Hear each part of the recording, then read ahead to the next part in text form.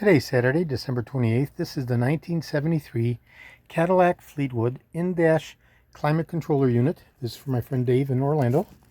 And the unit has been completely disassembled. I've gone ahead and repaired the primary board, changing out the baseboard and reestablishing the connections and rewiring, changing the contacts.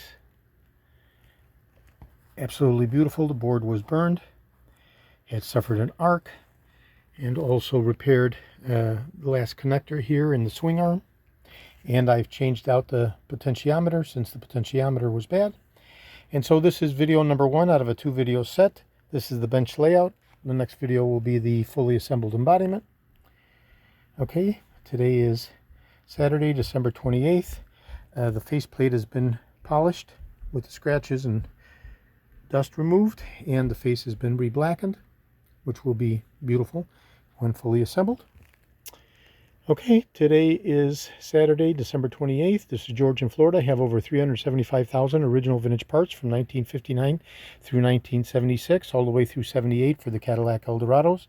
I'm best known for my restoration of the Cadillac steering wheels, the tilt and telescopic steering columns, the power seat mechanisms, the instrument clusters, and other critical, hard-to-source, original vintage Cadillac items, including all the air conditioning components, including these in-dash climate control regulators, which I restore, as well as the AC programmers from 1971 through 1978, as well as the power servo units that are installed inside the center location of the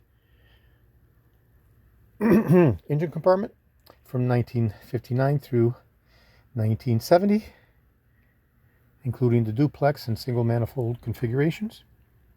Okay, today is Saturday, December 28th. This is George in Florida. Thank you very kindly.